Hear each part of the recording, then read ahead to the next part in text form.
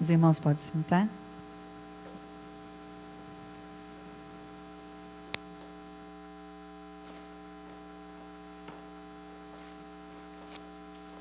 Amém. Quero saudar os irmãos aí nesta noite com a graça e a paz do Senhor Jesus. Amém? Então, sejam todos bem-vindos ao culto de louvor e adoração ao nosso Deus. Já oramos, já cantamos a primeira canção e eu quero convidar você nesse início de culto para uma leitura devocional. Uma leitura que tem aí um vínculo com aquilo que nós queremos refletir nesta noite. Se você quiser abrir a sua Bíblia, fica à vontade, se não, são 2 slides apenas.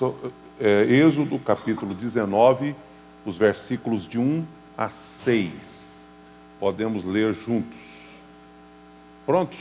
Vamos ler juntos, então? Vamos lá. No dia em que se completaram 3 meses que os israelitas haviam saído do Egito, chegaram ao deserto do Sinai. Depois de saírem de Refidim, entraram no deserto do Sinai e Israel acampou ali diante do monte.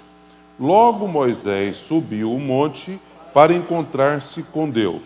E o Senhor o chamou do monte, dizendo: diga o seguinte aos descendentes de Jacó e declare aos israelitas: vocês viram o que fiz ao Egito e como os transportei sobre asas de águias e os trouxe para junto de mim.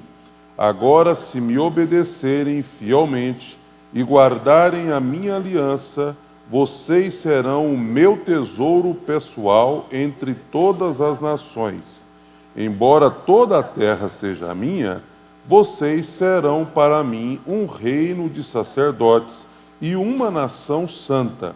Essas são as palavras que você dirá aos israelitas. Quero dar um destaque para este versículo, ou este texto final desse segundo slide. Olha que coisa maravilhosa que Deus está dizendo para o seu povo.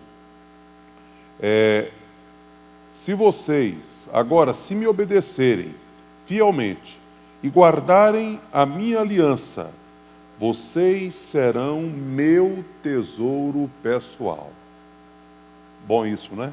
Vocês serão meu tesouro pessoal, dentre todas as nações. E aí ele ainda completa dizendo: a terra é toda minha. Tudo é meu. Mas vocês serão para mim o reino de sacerdotes e uma nação santa. Não é? E você vai perceber depois que esse texto foi, de certa forma, repetido, referindo-se a você, referindo-se a mim, referindo-se a nós. E aí nós precisamos desfrutar desta bênção, desta maravilha que nós acabamos de ver nesse texto de Êxodo. Vamos orar mais uma vez, mesmo assentado. Quero convidar você para a gente conversar com o Senhor, entregando para Ele a nossa vida, colocando diante dele este culto. E como foi dito aqui pela dirigente do louvor, que bênção, né? A gente poder terminar o ano crendo aí que, falaram tanto em crise, tanta coisa, mas Deus nos deu vida e nos trouxe até aqui. E eu sei que o nosso coração é grato por tudo aquilo que Deus fez e por tudo aquilo que Ele ainda haverá de fazer. E nós cremos que muitas coisas ainda serão feitas pelo Senhor na vida de todos nós. Então acho que o primeiro momento é gratidão mesmo. Vamos continuar com esse espírito de gratidão. Quem sabe você consiga lembrar de pelo menos umas 3 ou 4 coisas especiais, sem contar as triviais.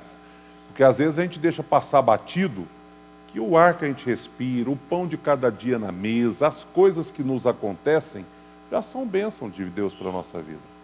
Mas vamos pensar aí, talvez em 3, 4, 5 motivos, e vamos agradecer ao Senhor neste final. Amém?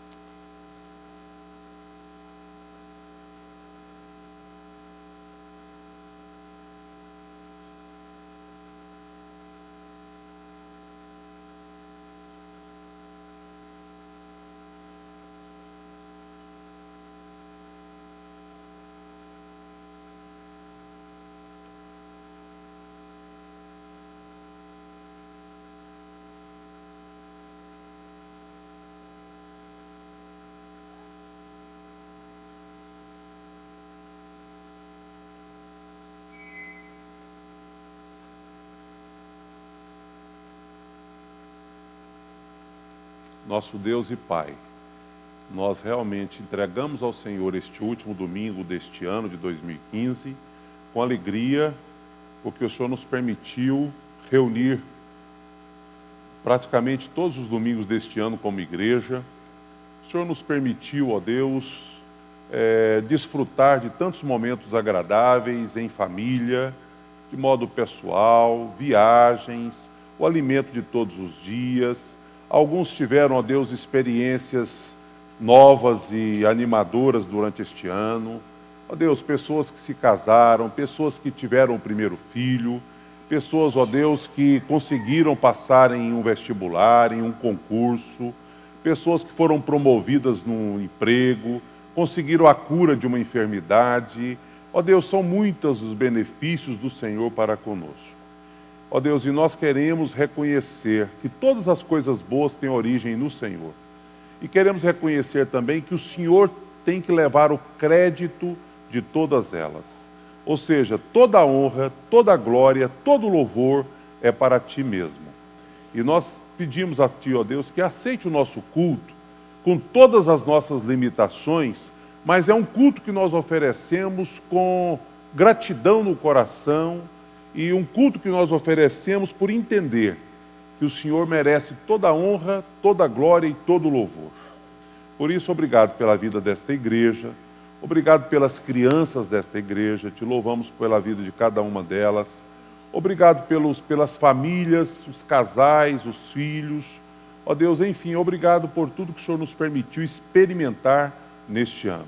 Aceite mesmo a nossa gratidão ao Senhor e nos conduza, ó Deus, nesses últimos dias, nos abençoe no planejamento do culto da virada, da passagem de ano, que também seja um momento muito especial de gratidão e de renovo da nossa fé e da nossa esperança. Nós oramos no nome de Jesus. Amém. Amém. Eu quero dar uma outra palavra antes da gente seguir com o período de cânticos, e eu vou colocar só mais 3 slides, porque eles serão importantes para que os irmãos entendam o que eu vou dizer.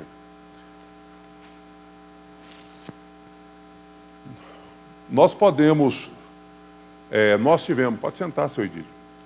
Nós tivemos hoje pela manhã a abertura da nossa Assembleia Extraordinária. A gente tem tido pouquíssima Assembleia na igreja, né? Eu sei que algumas pessoas que são novas na igreja, talvez nem passou por nenhuma delas, porque nós estamos trabalhando como ministério. Então nós temos diversos ministérios. Eu disse aqui há poucos dias atrás que só não trabalha na ISEC quem não quer, porque se quiser, nós não temos o luxo de dispensar absolutamente ninguém. Todos que quiserem ajudar de alguma forma, as portas estão abertas. Mas eu disse também que a igreja funciona como organismo e organização, e a organização precisa estar a serviço do organismo, porque para nós o organismo é mais importante. A igreja é corpo vivo de Cristo e tem um interrelacionamento.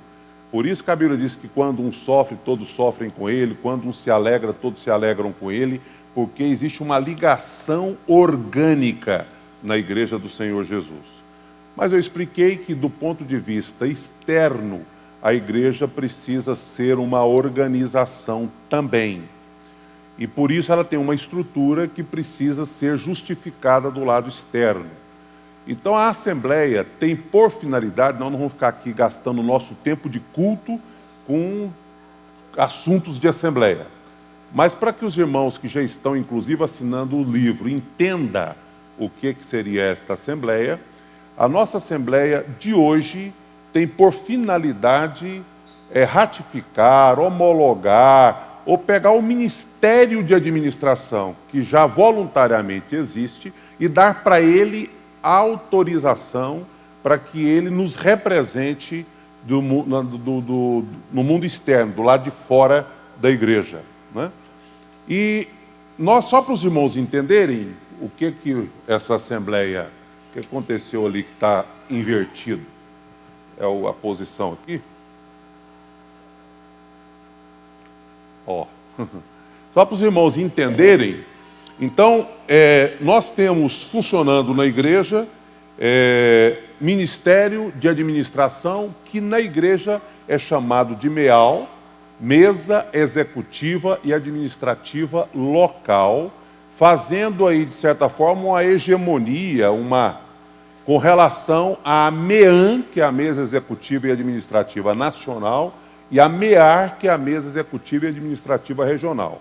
Então nós temos um órgão que nos dirige nacionalmente, nós temos um regional e nós temos um local, que é onde as igrejas funcionam, né?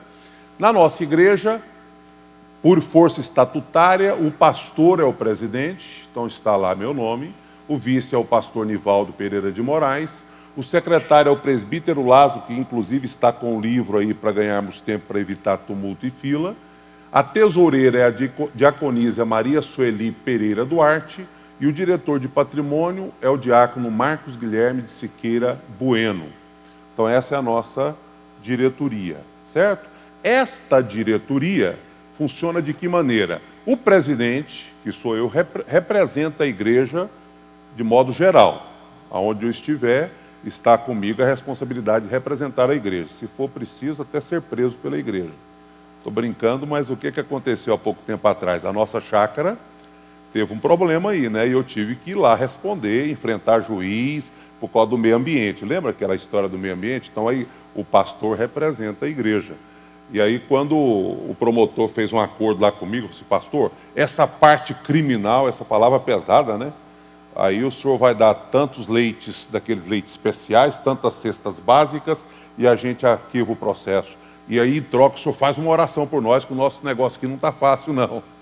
Mas ainda respondemos o processo ambiental, que ainda não foi arquivado. Isso é uma longa história, não vou contar, mas só para os irmãos entenderem que a igreja tem uma responsabilidade civil também, não é? Ela precisa dar satisfação para a sociedade. Mas nas questões bancárias, financeiras, nós, por força estatutária, decidimos, e a igreja aprovou na época, quem responde e assina pela igreja é a tesouraria e o diretor de patrimônio.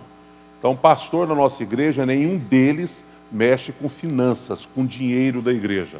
Quem mexe, administra os dízimos e etc., é a tesoureira junto com o diretor de patrimônio. Apesar de ser ministério, nós precisamos deixar isso bem claro, porque esta área é uma área estrutural da igreja. Então, o que vocês estão assinando, para ninguém ficar em dúvida sobre o que está assinando, é uma autorização para renovar as assinaturas desses representantes, porque de tempo em tempo isso precisa ser feito, e inclusive agora adequando-se ao novo Código Civil, que foi elaborado há uns 2, 3 anos atrás. E o último slide que eu quero colocar é que esta diretoria criou, de maneira voluntária, um Conselho Administrativo e de Finanças. E esse Conselho Administrativo e de Finanças foi formado por irmãos que são membros, fiéis, voluntários, que aceitaram o desafio, que são contribuintes e mantenedores, e hoje faz parte deste ministério Abimael Rosa Lopes, Eduardo Ciad, acho que quase todos conhecem, é claro que alguns não, mas nós não estamos apresentando, mas depois vocês podem conhecer. Falar nisso, um deles está chegando ali agora. Jean Lázaro, que chegou aqui agora mesmo, está aqui na frente. Maria Sueli, que é a nossa tesoureira. Nolma Neves Gordo, que também é a nossa líder de mulheres. Oswaldo de Souza Carneiro, né, o diácono, membro bem antigo da nossa igreja. E Sinésio Faria. Esses fazem parte hoje do Conselho de Finanças e Administração da igreja. Só que esse conselho vai ser, pela primeira vez, oficializado, registrado em ata, para que ele tenha valor também legal e não apenas um valor de voluntário figurativo. Combinado? Alguém tem alguma dúvida, quer fazer alguma pergunta sobre isso? Então, quando você for assinar o livro, você está simplesmente assinando uma autorização para que essa diretoria continue cuidando desta área da igreja e, se preciso for, junto às concessionárias, como telefonia, outras empresas fornecedoras, cartório, banco, continue representando a igreja quando se fizer necessário. Combinado? Então tá bom. O que eu quero sugerir para não ter tumulto, porque de manhã poucas pessoas estavam na escola? É que quem é membro, visitante, não é necessário, porque quem é membro agora é exigência legal. Assine o livro. Se você souber o seu CPF, ajuda muito. Tem um espaço para você assinar o seu nome, colocar uma rúbrica, se você utiliza uma rúbrica, e colocar o seu CPF na frente. Combinado assim? Então o livro vai estar circulando bem discretamente para não atrapalhar o culto em nada, e quem não assinou poderá assinar para evitar tumulto ao final da nossa programação. Eu devolvo a palavra então para o ministério para continuar nos conduzindo em cânticos.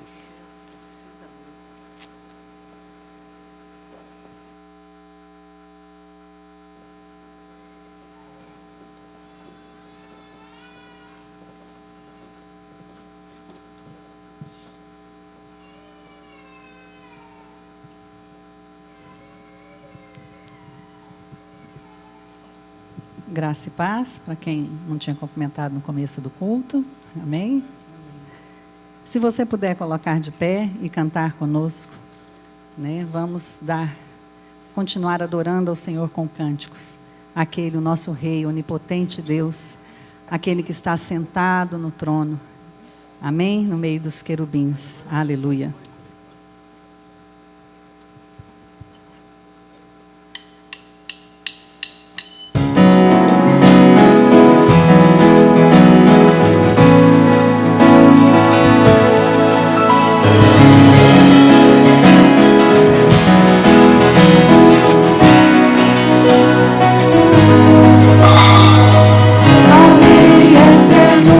Onipotente Deus.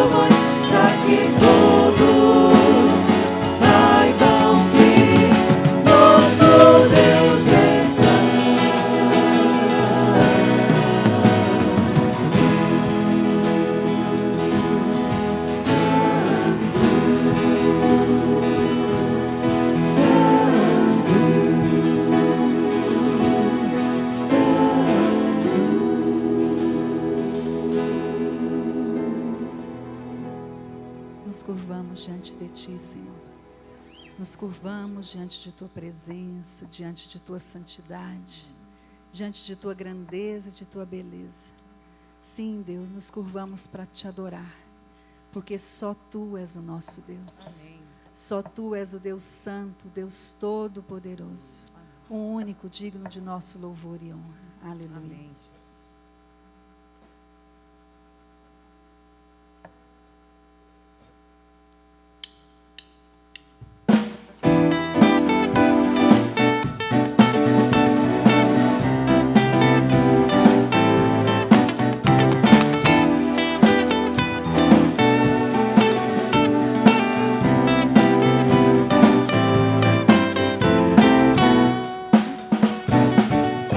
Quero ser usado em Tuas mãos, poder cumprir os Teus sonhos para mim. Não deixarei de lado, intensamente vou viver. O Deus sobrenatural quer estar preparado, ser aprovado, ir além. Os meus olhos podem ver, eu sei que fui chamado para poder fazer valer. Meu sacrifício em meu lugar. Se o cansaço quiser me enfraquecer, em Tua graça eu vou me refugiar. Pode o passado tentar me acusar, sei que a Tua alegria me envolverá. Fortalece mais a minha fé, me aquece com o Teu amor. Abre os olhos do meu coração, Senhor. Fortalece mais a minha fé, me aquece com o Teu amor. Abre os olhos do meu coração,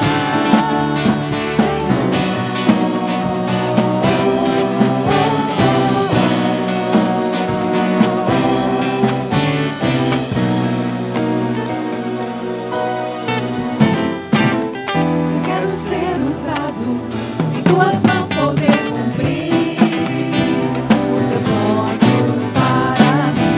Não deixarei de lado, intensamente vou viver. O Deus sobrenatural quer estar preparado, ser aprovado, ir além.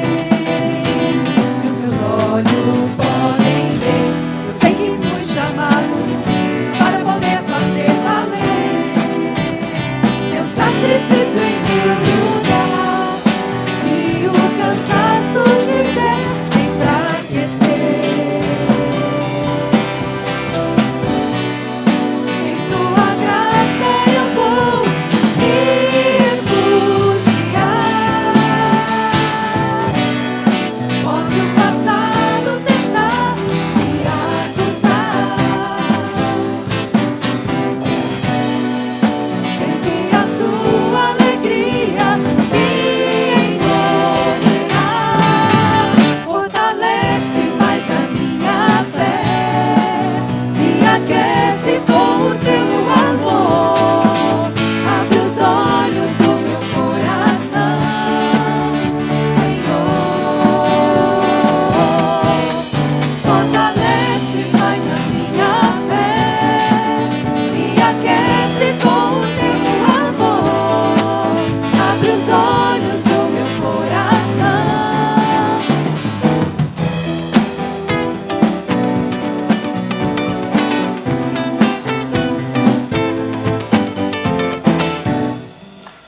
Aleluia.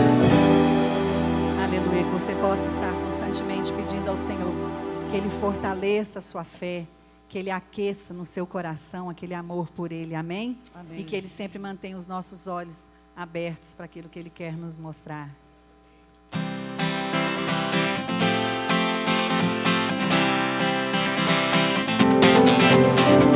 Diante do trono, Senhor,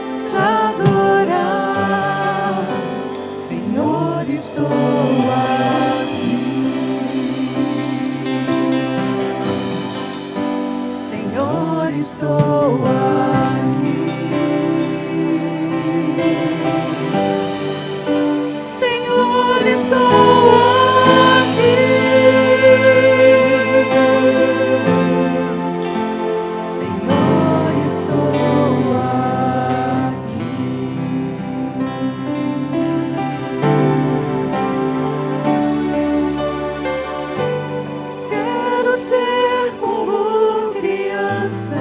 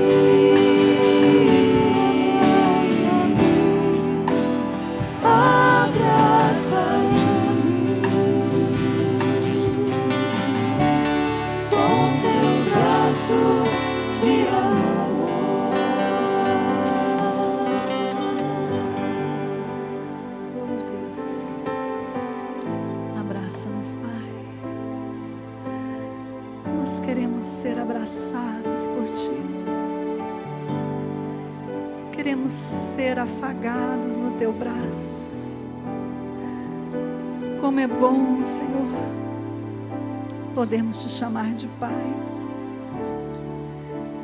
e sabermos que nós sempre temos colo quando precisamos. Oh Deus, não há nada que nos acalenta, que nos traz paz mais do que estar nos seus braços, Deus.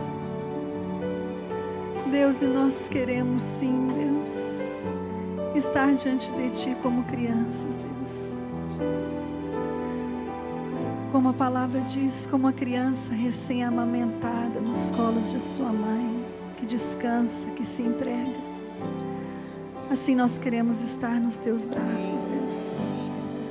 Totalmente rendidos, totalmente entregues, totalmente confiantes, totalmente crendo sempre no Teu amor de Pai por nós. Oh Deus, Tu és o nosso Pai e nós sabemos que somos amados por Ti. Aleluia, Jesus. Aleluia. Aleluia. Amém. Os irmãos podem sentar.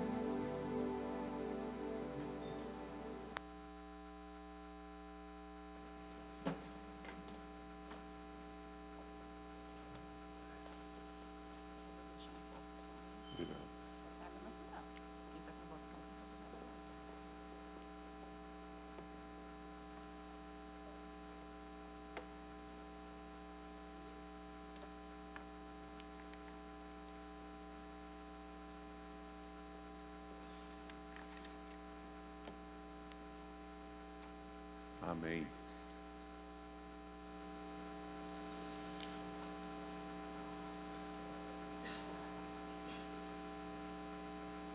Quero convidar você para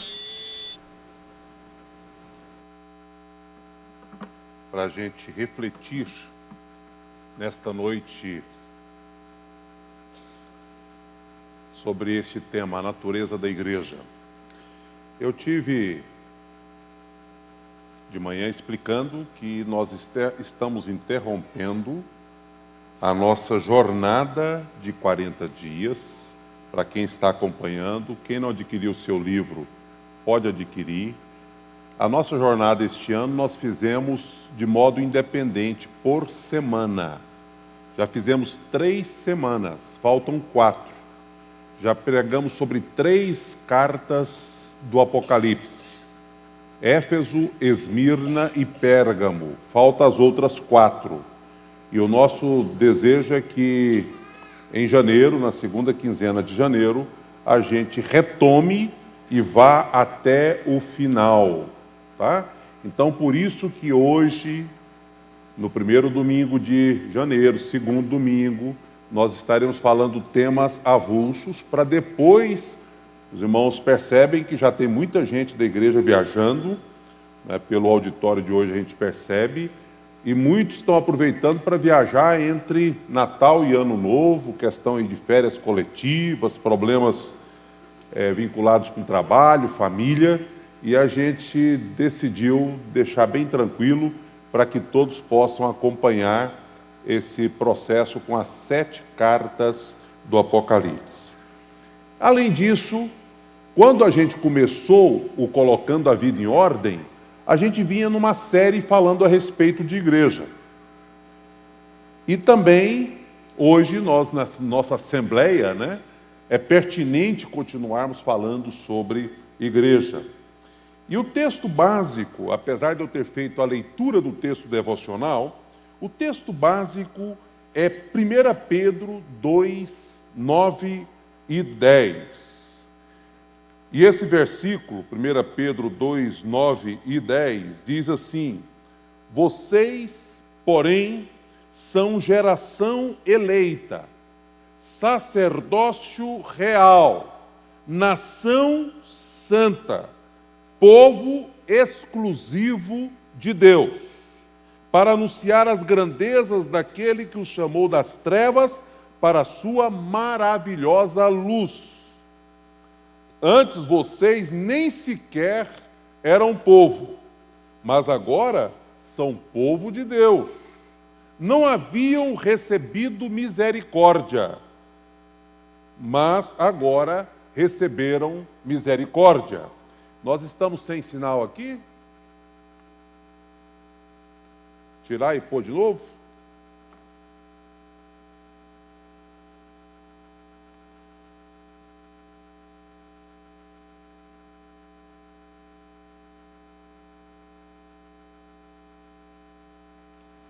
De manhã também aconteceu essa mesma dificuldade.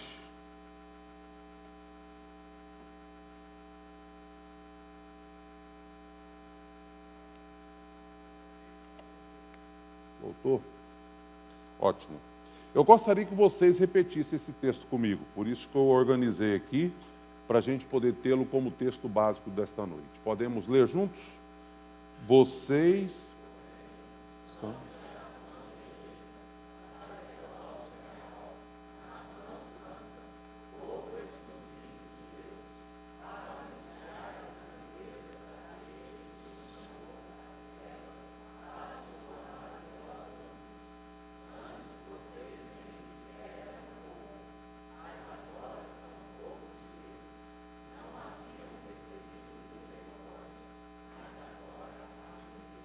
Amém. Amém. Quando a gente lê esse texto, eu queria deixar ele um pouquinho na tela, para a gente analisar o texto mesmo, olhar para o próprio texto. O que nós percebemos aqui? Vocês são geração eleita. Poderia ser grupo, poderia ser comunidade. Vocês são pessoas que fazem parte de um mesmo grupo. Um grupo que foi escolhido. Um grupo que foi eleito. Um grupo que foi separado. Na sequência, nós aprendemos que este grupo tem uma identidade. E a identidade, ela é uma identidade corporativa, porque tudo acontece de maneira comunitária, geral. Enfim, o texto fala de nação, fala de povo, fala de sacerdócio real, mostrando que, sem dúvida alguma, existe hoje uma geração separada para Deus, que não é mais uma geração que tem um vínculo com Abraão apenas. Porque Deus já havia escolhido um povo antigamente. E esse povo que Deus havia escolhido tinha um vínculo com Abraão. Lembra lá de Gênesis? Deus disse assim: Abraão, vem cá, sai da tua terra, da tua parentela, da terra dos seus parentes, dos seus pais, que eu vou enviar você para uma terra que eu estou te prometendo, você vai ser pai de uma grande nação, e abençoarei todas as famílias da terra através de você. Aí, vocês lembram que nós lemos um texto devocional no início do culto, em Êxodo capítulo 19? Aquele texto que nós lemos mostra que Deus é dono de tudo. Aliás, o Salmo 24 diz assim: do Senhor é a terra e tudo que nela existe. Mas Deus diz assim: Moisés, diga para este povo que esse povo é um povo escolhido, um povo separado, um povo especial. Dentre todas as nações que existem, esse povo é um povo privilegiado. E eu disse que depois nós faríamos um link de Êxodo 19 com o texto de hoje à noite. E o link está aí. Porque se Deus lá no Velho Testamento tratava a nação de Israel como uma nação especial, distinta das demais nações da terra, hoje ele está dizendo assim: não tem mais judeu, não tem mais gentio, a separação agora é outra. Não é se você é descendente de sangue de Abraão ou não. Hoje o que pesa é se você é obediente a Jesus ou não. Se você entendeu a mensagem e o plano de Deus para a sua vida através de Cristo ou não. É assim que você será distinguido dos demais povos da terra. Você é um povo especial. E Pedro está dizendo as mesmas coisas para a igreja. Nação escolhida, não mais limitada por descendência física, mas é uma descendência espiritual. Não importa se você é judeu, se você é gentio, se você é europeu, se você é da América Latina, se você é da América do Norte, se você é da onde for, da Índia, não importa de onde você é.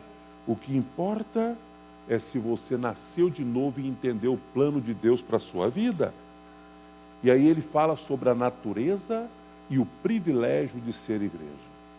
Semana passada, ou a semana atrasada, eu disse que não tinha nada mais emocionante do que ser igreja do Senhor Jesus. Quando a gente ouve um testemunho, quando a gente vê o que Deus tem feito na vida de algumas pessoas, é privilégio grande demais ser igreja do Senhor Jesus. E hoje você vai compreender um pouco da natureza desta igreja, segundo Pedro nos descreve. O que é a igreja? Como Pedro descreve a igreja? No verso de número 9, ele diz: vós, porém, sem querer aqui dar nenhuma aula de português, porque, aliás, eu nem sei praticamente nada de regra de português, mas esse porém é uma conjunção adversativa. Esse porém significa, sabe o quê?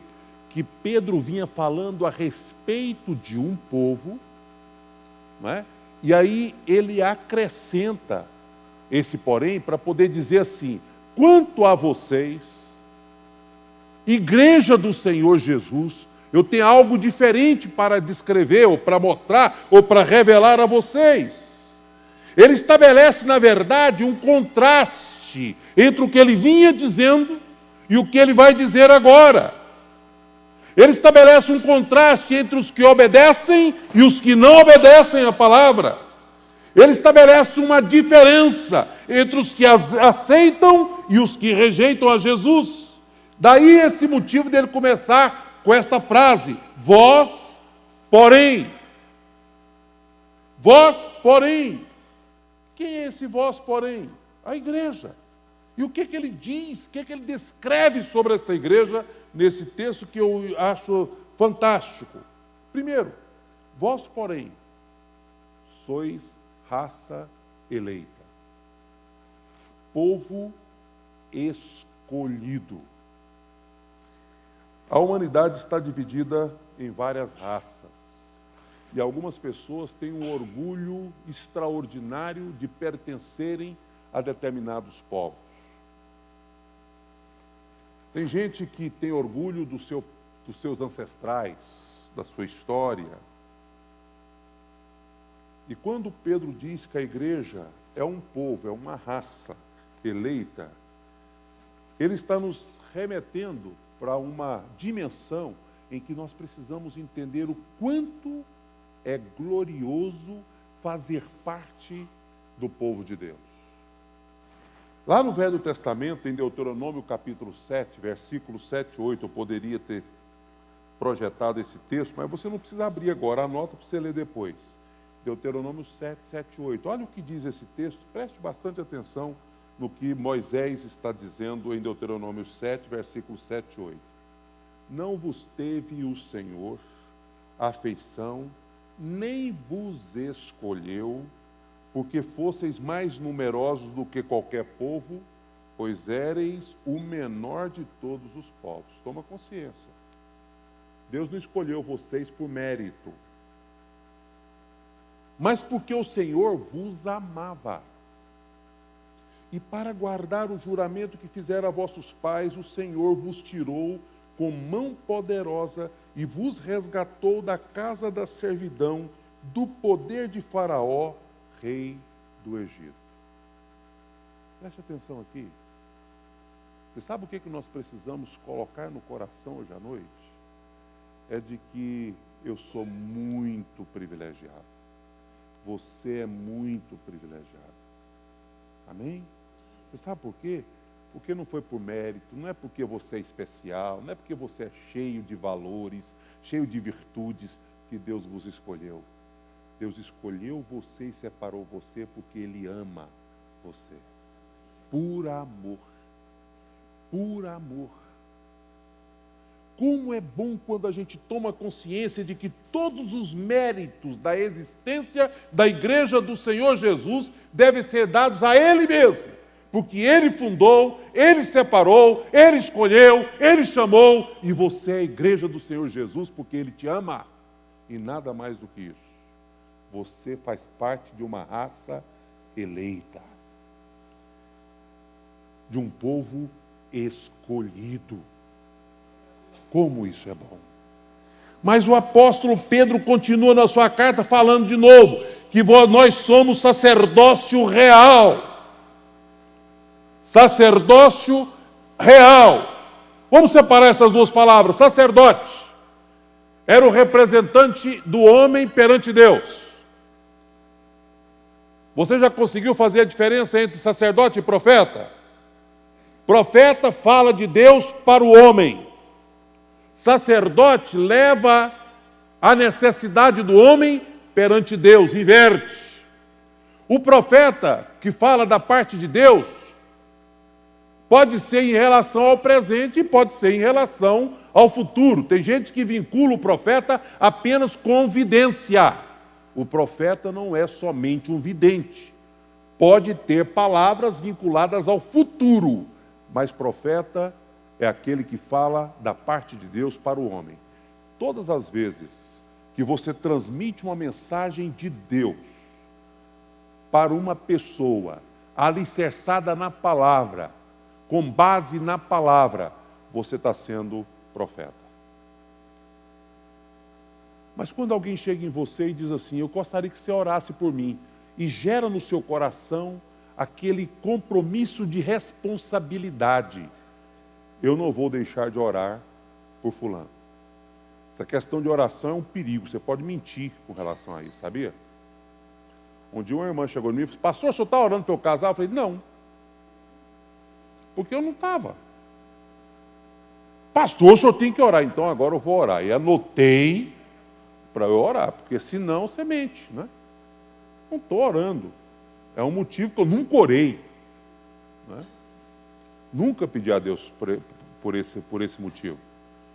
Mas você já teve casos assim em que você vê a necessidade de alguém e Deus gera no seu coração uma compulsão, um desejo de você interceder e orar por aquela pessoa por um bom período, com grande frequência? Isso é ministério sacerdotal. É levar a necessidade do homem perante Deus. O profeta traz de Deus para o homem, o sacerdote leva do homem perante Deus, diante de Deus. Sacerdócio não é mais um ofício para algumas pessoas. O que Pedro está dizendo sobre a igreja do Senhor Jesus é que nós somos povo escolhido, mas nós somos também sacerdócio, ou sacerdotes deste Deus que nos chamou, ou do povo, de modo geral, perante o Deus que nos chamou. Você pode e deve exercer esse ministério. Agora, a palavra real. Quero dizer para você que tudo quanto é honra e privilégio gera junto responsabilidade. Sacerdote é uma honra, é um privilégio, mas é também uma responsabilidade. E quando o texto diz que eu sou sacerdócio real, que eu represento diante de Deus, significa o seguinte: primeiro, duas coisas que significa. Primeira coisa que significa é que eu sou sacerdócio real porque eu sirvo ao rei. Por isso é real. Apocalipse diz que quando eu recebo Jesus, eu tenho realeza em mim, no meu ministério. Mas é sacerdócio real também, porque eu sirvo ao reino do meu rei. Por isso que é real. Igreja é isso. Sabe para que a igreja existe? Para exercer esse ministério sacerdotal. Apresentar Deus para as pessoas, mas apresentar as pessoas diante de Deus. Se eu quero resumir o que isso significa, significa, em outras palavras, que o Filho de Deus ou Filho do Rei não pode viver ociosamente, não pode viver de braços cruzados como se a vida... Não. O Filho do Rei, ele tem que exultar, ele tem que vibrar, ele tem que refletir a função que ele exerce. Ele é sacerdote, ele é mediador, e você é, eu sou, nós somos, e podemos fazer isso de maneira super simples. Se você sair daqui hoje decidido a abrir um caderno de oração e dizer: eu vou orar por pessoas daqui para frente, pelos mais diferentes motivos. Nós estamos cuidando aí de umas 10 pessoas na área da saúde. Você pode ser sacerdote na vida dessas pessoas. Não se esquecer de orar por elas, hora nenhuma. Você pode ser sacerdote na vida de pessoas que você sabe que está enfrentando outros tipos de necessidade. Porque o ministério da igreja não é outro senão o ministério sacerdotal e real. Terceiro, Pedro também diz que a igreja é uma nação santa. A palavra nação, como eu disse no início, refere-se a uma comunidade humana. Pessoas que falam a mesma língua, compartilham a mesma cultura, têm uma história em comum, essas pessoas formam uma nação. Mas a igreja do Senhor Jesus é uma nação, sabe por quê? Temos a mesma fé, diz o apóstolo Paulo em Efésios. Temos também o mesmo, um só batismo, um só Deus, um só Pai. E todos nós temos um Pai que age por meio de todos e está em todos. Então nós somos uma nação. Você e eu pertencemos ao mesmo grupo, com milhares de outras pessoas espalhadas pela face da terra, que também têm a mesma fé, o mesmo Senhor, o mesmo batismo. Esse povo chama-se nação e é uma nação santa. Santa por quê? A ideia bíblica de santidade é dupla. Primeiro, é a ideia de que a nação é santa porque ela está separada, ela é exclusiva, então ela é santa. Ela não está misturada. E segundo, porque ela não tem comunhão com o pecado. Não estou dizendo que crente eventualmente não cometa algum pecado. A Bíblia diz que se a gente falar isso, nós estamos mentindo. Eventualmente, cometer um pecado é uma coisa. Viver na prática do pecado é outra. Um deslize, um acidente de percurso pode acontecer, mas o seu chamado não foi para viver em pecado. Você foi chamado para viver uma vida de santidade. Santidade significa separado para Deus. Não ter comunhão com o pecado. Nação santa. Propriedade do Senhor. Esse quarto ponto, quando eu estava meditando hoje, eu sei que vocês conhecem, talvez eu já tenha dito isso aqui há alguns anos atrás. Mas tem algumas coisas na infância da gente que marca. Quando eu era aluno de escola dominical, eu nunca esqueci de uma história que se contava naquela ocasião. Não sei nem se algum professor de escola dominical ainda conta essa história. Uma ilustração do barquinho, né? O barquinho que sumiu, o menino estava brincando, sumiu, a onda levou, e ele sofreu muito com aquele barquinho que tinha sido construído pelo pai, com pouco recurso, para aquele filho brincar. Aí, depois de muito tempo, um dia, passando na frente de uma loja, o menino reconheceu o barquinho e disse: aquele barquinho é o meu, papai. Aí procurou o dono da loja. O dono da loja era uma loja de brinquedos usados, havia comprado aquele barquinho, não é? E tinha colocado ali para ser vendido por um preço qualquer lá. E aí o menino, sofrendo demais a ausência do barquinho, o pai se esforçou para dar o dinheiro para o filho comprar o barquinho outra vez. E na sua inocência, quando ele pegou aquele brinquedo de novo e o segurou nas suas próprias mãos, ele disse: papai, veja, esse barquinho é meu agora 2 vezes. É meu porque foi o senhor e eu, nós que construímos. E é meu porque nós o compramos de novo. Eu o comprei outra vez. Quando a Bíblia diz assim, olha, esse povo que é a igreja é propriedade exclusiva de Deus. Deus tem direito sobre a minha vida por duas razões. Deus tem direito na minha vida porque Ele me fez. Eu não creio que o homem é obra do acaso. Homem é projeto de Deus, mulher é projeto de Deus, ser humano foi criado por Deus. Mas nós pertencemos a Deus por um segundo motivo. Porque Ele nos comprou através do precioso sangue de Jesus. Então nós somos dele quantas vezes? 2. Direito de criação e direito de redenção, de compra. E a Bíblia diz que não foi prata, não foi ouro, não foi coisa perecível, mas foi o precioso sangue de Jesus. E você vê isso em Pedro capítulo 1, versículo 18, Paulo escrevendo aos Coríntios capítulo 6, capítulo 7, Gálatas também, Paulo escreveu aos Gálatas capítulo 3, aos Colossenses capítulo 1, Apocalipse capítulo 5. Todos esses textos apontam para o fato de que Cristo comprou os homens para Deus através do seu precioso sangue. Por isso você pertence ao Senhor. Eu sou do Senhor. Você é do Senhor. Nós somos do Senhor. Por direito de criação. Por direito de redenção.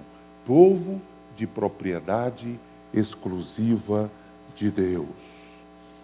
E por último, nessa definição do que é a igreja, no versículo 10, Pedro diz assim: povo de Deus, pelas misericórdias de Deus. Eu estou resumindo o pensamento de Pedro no versículo 10.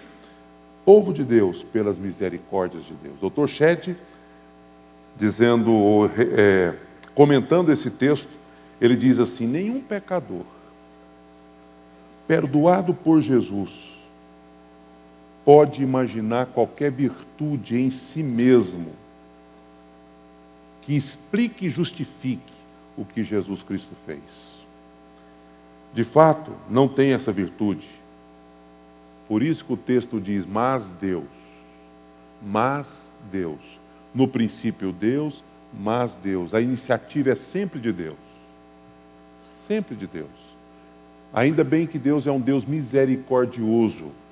E por Ele ser um Deus misericordioso, Ele te trata dessa forma, com misericórdia. E as suas misericórdias são a causa de não sermos consumidos. Não há qualquer outra razão pela qual eu estou aqui ou você está aqui, senão a misericórdia de Deus. Por misericórdia, Deus preserva a sua vida. Por misericórdia, Deus te traz aqui para ouvir a palavra. Por misericórdia, Deus te dá oportunidade de tomar decisões novas na sua vida. As misericórdias do Senhor se renovam a cada manhã. Iniciativa de Deus. Você sabe como é que você deve evangelizar alguém? Pedindo a misericórdia de Deus sobre a vida desse alguém. Para que ele consiga entender o projeto de Deus. Para que ele consiga entender que a iniciativa é sempre de Deus. Não fostes vós que me escolhestes a mim, diz o Senhor, mas eu escolhi a vós outros e vos designei para que vades e deis frutos e o vosso fruto permaneça. Não foi você que tomou iniciativa. Quem tomou iniciativa foi eu. Eu escolhi a vós outros. Eu sei que as pessoas têm uma dificuldade muito grande com a doutrina da eleição, com a doutrina da escolha, com a doutrina da predestinação, e eu não sou muito de discutir esse assunto, mas um mistério toma conta do meu coração. É que eu não aceitaria Jesus se não fosse pela misericórdia dele. Que eu não entenderia o plano da salvação se não fosse pela misericórdia dele. Eu não estaria aqui se não fosse pela misericórdia dele.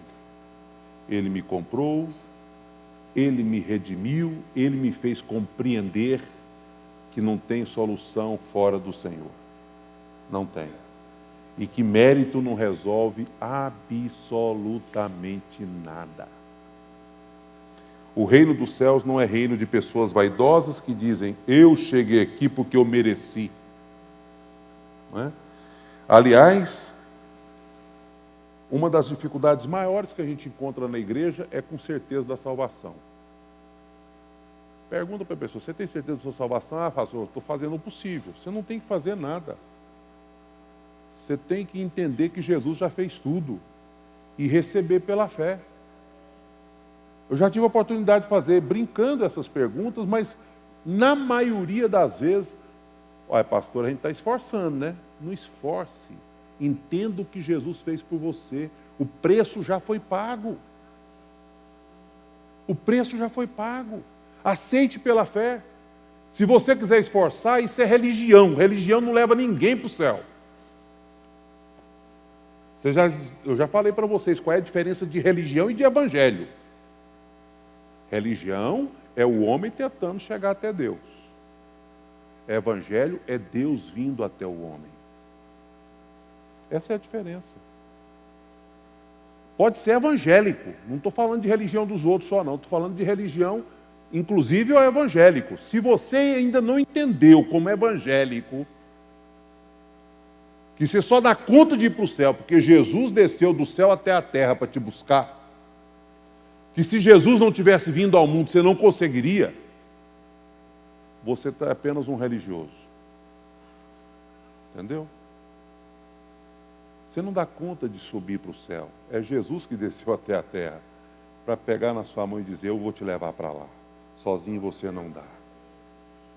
Eu me lembro que quando nós fizemos com o pastor Ivênio dos Santos nosso encontro de casais, ele fez no próprio encontro de casais uma mensagem sobre santificação. E naquela ocasião, ele ilustrou,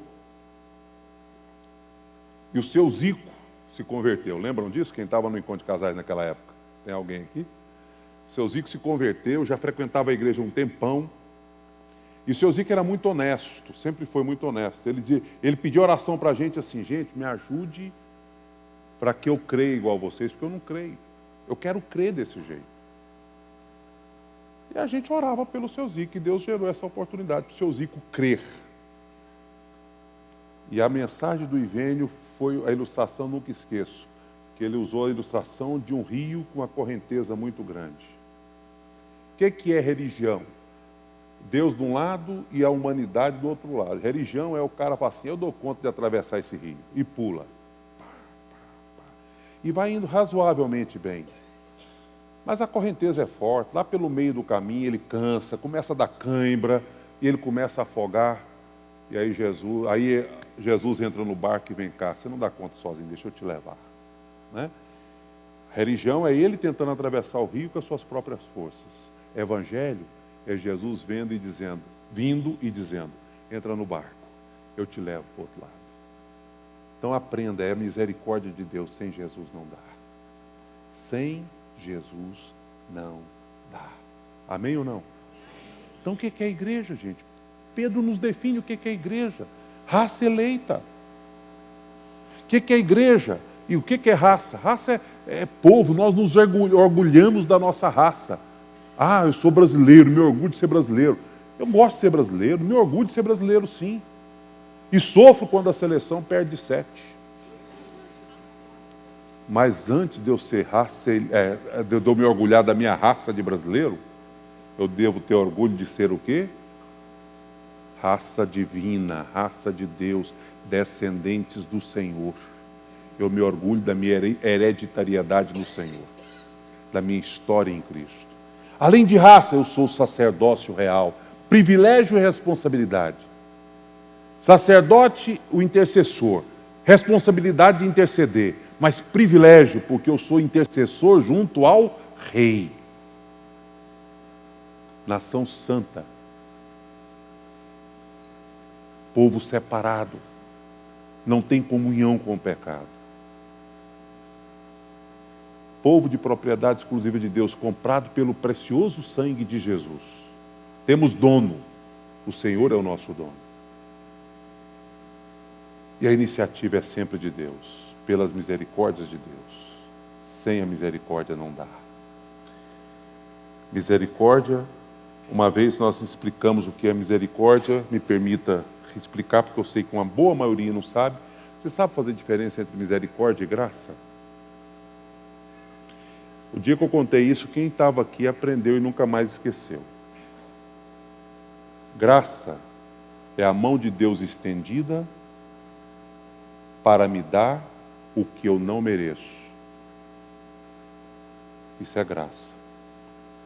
Misericórdia é a mão de Deus encolhida para não me dar o que eu mereço, que seria punição, condenação. Por causa das misericórdias de Deus eu não sou condenado. Por causa da graça de Deus eu recebo a vida eterna. E louvado seja Deus por isso. Aí Pedro vai para outra parte do texto. A fim de proclamardes, anunciardes as virtudes daquele que vos chamou das trevas para a sua maravilhosa luz. Que privilégio ser povo de Deus, que privilégio ser povo escolhido. Mas esta expressão, a fim de, mostra que privilégio gera responsabilidade. Jesus Cristo mesmo disse em Lucas capítulo 12, versículo 48, aquele a quem muito foi dado, muito lhe será exigido.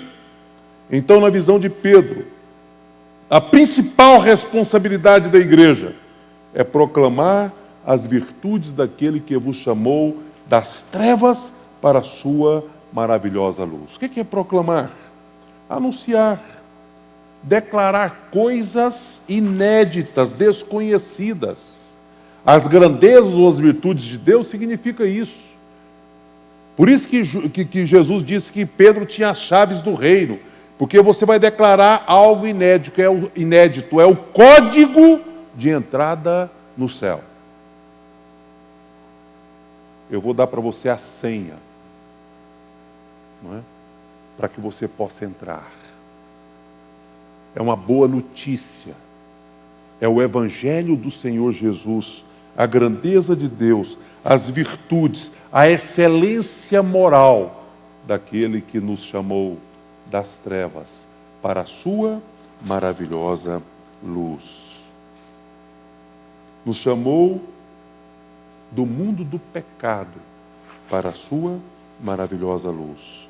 Jesus disse em João capítulo 8, versículo 12, hoje na escola dominical a gente falou sobre as 8 reivindicações de Jesus, as 7, desculpe, capítulo 8 aqui eu confundi, as 7 reivindicações de Jesus. Nós temos 7 sinais em João, milagrosos, nós temos 7 testemunhos de pessoas diferentes a respeito da divindade de Jesus no Evangelho de João, e nós temos 7 reivindicações do próprio Jesus. Eu sou o pão da vida, eu sou a porta, eu sou o caminho, eu sou a videira. E entre as 7 tem eu sou a luz do mundo. Quem crê em mim não andará em trevas, mas terá a luz da vida. Proclamar as virtudes do Senhor significa proclamar os atributos louváveis do Senhor Jesus. Significa dizer que o mundo não vai ficar sem conhecer Jesus por causa da minha indiferença, do meu silêncio, porque eu vou deixar de proclamar, não. Onde eu estiver, eu devo levar a luz de Cristo para as pessoas. Proclamar as virtudes e a grandeza de Jesus para as outras pessoas. Essa é a nossa missão como igreja. Você já sabe o que é igreja, mas hoje você precisa saber qual é a missão da igreja. Por que eu sou povo escolhido? Por que eu sou raça eleita? Por que eu sou nação santa? Por que eu sou exclusivo de Deus? Ele me comprou por um alto preço que foi o sangue de Jesus. Por que isso tudo? Para eu poder ficar aqui todo domingo batendo palma, cantando e etc? Não. É para que eu cumpra a missão de proclamar, de anunciar as virtudes daquele que nos chamou das trevas para a sua maravilhosa luz. Quero terminar dizendo que a verdadeira identidade da igreja você já conhece. A verdadeira missão da igreja você já conhece. Mas o grande segredo que eu quero que você saia daqui radiante de alegria é que você está dentro desse projeto. Amém? Você está dentro desse projeto. Há um significado especial em ser igreja do Senhor Jesus. Você está dentro desse projeto. Há uma importância muito grande em ser igreja. Você está dentro desse projeto. Deus nos deu o privilégio de andar 2015 como igreja, quer na versão grupo pequeno, quer aqui na grande reunião. Que privilégio, você é igreja. Existe sonho no nosso coração para 2016. E a gente crê que Deus vai concretizar estes sonhos, desde que todos nós entendamos o que significa ser igreja. Para que cada um possa fazer a sua parte nesse projeto. O que é fazer a sua parte? É ser sacerdote, é proclamar as virtudes de quem nos chamou das trevas para a sua maravilhosa luz, é não deixar de congregar, como é costume de alguns, não é? Congregar é fundamental, é bíblico, é mandamento, porque é importante demais ser igreja. Povo escolhido, gente especial, comprada por um precioso sangue.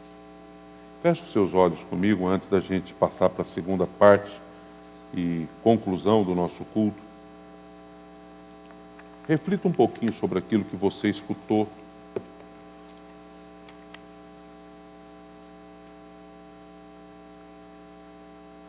Deixa o Espírito Santo falar alguma coisa especial no seu coração. Talvez uma frase, talvez alguma novidade naquilo que foi dito. Talvez muita coisa foi comum para você na palavra desta noite. Mas de repente o Espírito Santo te fez ouvir uma frase, uma palavra especial que pode ser a chave que fará toda a diferença na sua vida.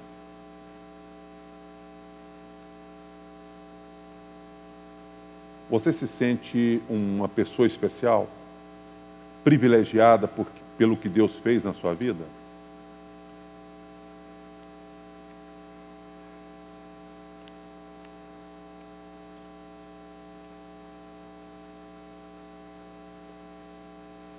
Deus tem te chamado para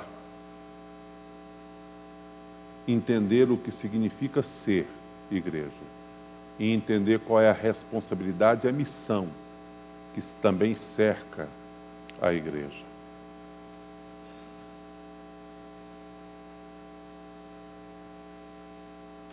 Pai, nós queremos nesta noite, depois de termos lido esse texto e outros textos da Tua Palavra, e de termos meditado, refletido sobre esta mensagem, pedir que o Senhor aplique no coração de cada um aquilo que de fato o Senhor deseja que vivamos, experimentemos hoje e na continuação da nossa jornada cristã.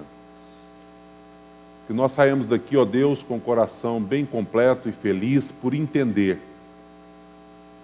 que nós somos tudo o que somos, porque tudo começou contigo mesmo. A iniciativa foi tua. E que nós também saímos daqui cheios de desejo no coração de cumprir a missão destinada a nós como igreja do Senhor. Completa a tua palavra, Pai, no nosso coração hoje à noite. Fale a cada um de nós, em nome do Senhor Jesus. Amém. Amém. Amém.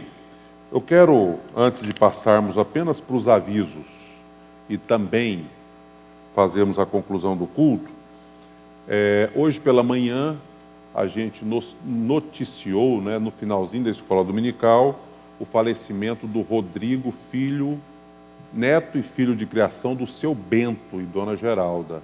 Eles frequentaram a nossa igreja um tempo, esses dois irmãos, o Rodolfo e o Rodrigo, né? Então eu sei que alguns irmãos mais antigos se lembram dele. Alguém perguntou, o senhor sabe como foi? A Neiva tinha uma informação, me passou, de que ele foi infarto fulminante de madrugada, né? Ele deitado, dormindo, e morreu, foi sepultado agora no final do dia. Foi velado na Igreja Batista, onde ele foi batizado. No penúltimo encontro de casais que nós tivemos lá no Le Jardin, os dois irmãos estavam lá, né? Tanto o Rodolfo como o Rodrigo, não sei quem se lembra de vê-los lá, e eles estavam lá com as famílias hospedados no hotel e nós nos encontramos na chegada lá. Então, só para os irmãos estarem orando, o seu Bento nem foi ao velório, os irmãos sabem da sua fragilidade, cego há muitos anos, né? Mas para quem não sabe, o seu Bento é o construtor da nossa capela aqui, que foi o templo que serviu a igreja há muito tempo. Ele é um dos pioneiros da nossa igreja. Dona Geralda já faleceu, mas ele está vivo. Então vamos orar pela família, tá? Na oração final queremos nos lembrar também da irmã Leci e o seu José Ronan, que eles completam amanhã. É amanhã mesmo? Ou hoje? Hoje. Eles completam hoje 40 anos de casamento. Eu acho que eu tinha visto essa notícia, mas eu li ela ontem, né? E a ontem falava amanhã e eu estou aqui confundindo, né? Lá no grupo do Eliezer eles já tinham comentado sobre isso. Então nós vamos estar orando por esse casal. Ela também não está no culto porque está se recuperando de uma cirurgia que fez no joelho e não pôde vir. Mas vamos orar por esse casal que está completando. E hoje é aniversário do nosso vocal aqui do grupo de louvor, Joelso, né? Ele não declarou quantos anos não, mas a gente sabe que é um bocado. Muitos anos. Então nós queremos deixar o nosso abraço tanto para a dona Leci com o seu Ronan, como também para o Joelso e os demais aniversariantes que até hoje, né, da semana que passou, e hoje o primeiro dia da semana. Dona Elizabeth foi ontem, né? Algumas pessoas fizeram aniversário nesses dias, nós lembramos. Deus abençoe a todos. Amém? Sobre avisos, rapidinhos. Primeiro, o nosso culto, uma principal aviso, que eu queria a atenção de todos. O nosso culto do dia 31, tradicional culto de passagem de ano, vai ter início às 10 horas, às 22 horas, 10 horas da noite. Certo? Estou avisando isso, é praxe, mas para quem não está acostumado, não chega mais cedo, mas também não atrase, porque a gente não começa o culto apenas aí, como dizia na época do seminário, enchendo linguiça. 22 horas nós vamos começar para valer. Se você chegar atrasado, perdeu boa parte da programação. Após a parte aqui do templo, E o tema deste ano é princípio e fim, né, do nosso culto. Então você vem, nós vamos ter toda uma programação aqui, vai ser legal, tem gente pensando, uma comissão pensando no culto, então chegue na hora, vamos curtir esse momento. Depois teremos o jantar. Esse ano nós mudamos, estamos experimentando um outro buffet. Eu disse para vocês domingo passado que é 62 por pessoa que o buffet cobrou. A igreja vai cobrar 60, quer dizer, em outras palavras, além da decoração e outras despesas, nós não visamos lucro, estamos até contribuindo com um pouquinho. Mas se você não puder vir à igreja para a passagem de ano e não puder ficar para o jantar por questões financeiras, mesmo assim, a gente quer dar liberdade. Tem muita gente que fala que quer dar liberdade e a pessoa fica constrangida. Você não precisa falar para todo mundo. Converse em particular com um dos pastores.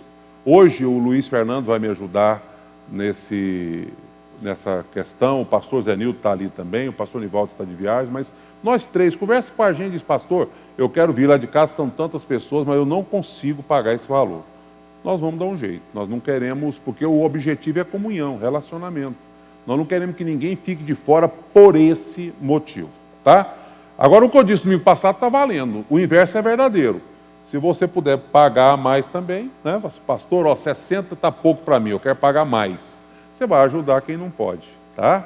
Mas aí, o que nós não queremos é que você deixe de ficar aqui com a gente por esse motivo. Agora, eu preciso da confirmação, porque é muito ruim trabalhar sem planejamento. E a mulher vai fazer as compras, ela precisa saber quantas pessoas vão jantar. Então avise para nós hoje. Líder de grupo, converse com o seu grupo, fale comigo até amanhã no máximo. Amanhã é o dia que eu preciso saber quantidade para que a gente possa avisar para a mulher lá do buffet, pelo menos com a margenzinha de segurança. Então nos ajude com isso, confirme a sua participação, pessoas da sua família, pessoas do grupo, tá? Vai ser legal. Eu sei que às vezes algumas pessoas não gostaram muito de uma das experiências que nós tivemos, mas a gente acerta e erra, né? Não deixa de vir por isso não, esteja aqui conosco, vai ser legal, você vai curtir. Então esse é o nosso aviso com relação ao culto. Pastor Nivaldo não está aqui hoje e eu não sei o que ele planejou como oferta de primícias, mas também é tradição da igreja, nos primeiros minutos de 2016 ou do ano novo, a gente dar simbolicamente a nossa primeira ou primeiro a primícia para o Senhor. Então ore sobre isso. É o primeiro dia de trabalho, é o primeiro mês, é o primeiro lucro. O que você quer dar para o Senhor nesse começo? Não é? Se você quer ofertar nos primeiros minutos de 2016, assinar o primeiro cheque, dar a sua primeira despesa do ano, vai ser uma oferta, faça isso nos primeiros minutos, aqui mesmo no culto. Teremos Santa Ceia, uma mesa bonita de ceia está sendo planejada, então venha mesmo. Eu sei que muita gente viaja, esse culto já foi o mais tradicional da igreja. E hoje a gente tem sofrido com essa questão das viagens de muitos. Mas quem está aqui, venha celebrar com a gente, não deixa de vir não, tá bom? A partir das 22 horas. Devocionário, para a gente encerrar os avisos, nós temos ainda, tinha acabado, nós pedimos mais, porque muitas pessoas aceitaram a ideia de comprar para doar. Fica preço de cartão de Natal. É R$10 avulso por causa de troco, mas se você comprar em quantidade, R$8 cada um.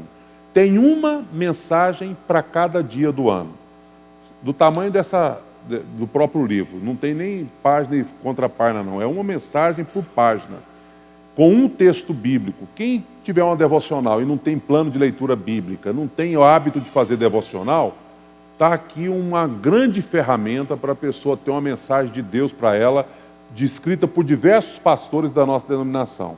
Todos os escritores fazem parte do quadro ministerial da ICEB, Igreja Cristã Evangélica do Brasil. Ano passado eu escrevi 10, esse ano eu não escrevi, mas ano passado eu escrevi 10 devocionais, outros escreveram outras, esse ano outros pastores escreveram. Então fica aí o desafio para você que quiser comprar R$10, ou você pode comprar mais quantidades e sai a 8 cada um. Ok? Creio que são esses os avisos. Nós vamos cantar e tirar o nosso dízimo. A Assembleia, nós vamos com a oração final declarar encerrada. Mas quem quiser ainda, após o culto, se não tiver assinado o livro, e puder e quiser assinar, o nosso irmão secretário Lázaro estará lá na recepção colhendo as demais assinaturas. Você pode ficar em pé enquanto cantamos esse último cântico. Eu quero agradecer a Deus os visitantes, fiquei feliz de ver o Álvaro, a Júnia ali com a Carla e os filhos, né? Deus abençoe. São membros da ISEC em outra região, né? Morando longe, mas foi bom recebê-los aqui. Tem outros visitantes aí que estão conosco, volte sempre, venha passar o culto de vigília conosco. Deus abençoe a todos. A Maima está com o pai dela ali, né? Com o irmão. A esposa do pai está junto ali. Deus abençoe, né? Muito bom ter vocês. Ok? Visitantes que estão conosco. Estou vendo ali a mãe do Frederico, né? Deus abençoe. Muitas pessoas aqui com a gente. Ah lá, tem um casal lá atrás, jovens. Ah, agora que eu vi que é o filho da Cláudia, né? Deus abençoe, bem-vindo. É o cheirinho. Amém? Você não vai deixar seu filho para vir cantar, não? Ah, vai cantar por ela. Que segurança. Enquanto cantamos, você pode trazer sua contribuição. Jesus, por ele agora vivo na luz de Deus herdeiro, me tornou pelo seu sangue que me salvou. Canta minha alma, canta ao Senhor as maravilhas do seu amor. Canta minha alma, canta Jesus, por ele vives hoje na luz.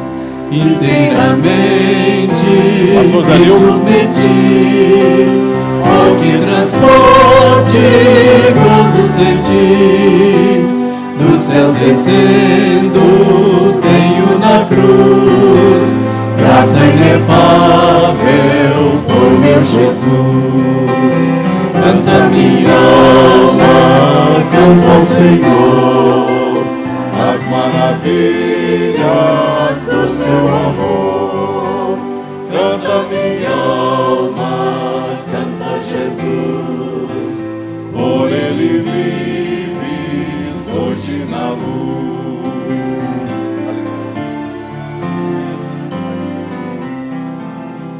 Sempre submisso quero viver sua vontade, sempre fazer, rejubilando a todos contar que meu Jesus me veio salvar. Canta minha alma, canta ao Senhor as maravilhas do seu amor. Canta minha alma, canta Jesus, por ele vives hoje na luz. Pai, somos imensamente gratos ao Senhor pelo teu grande amor demonstrado através de Jesus Cristo. Muito obrigado porque a tua palavra, ela falou e nos reavivou quanto à nossa posição no Senhor. Amém. Então, muito obrigado. É importante nós sabermos o que é essa igreja, qual a missão da igreja. E nós sabemos que a igreja é cada um de nós. Somos nós, a igreja do Senhor aqui na terra.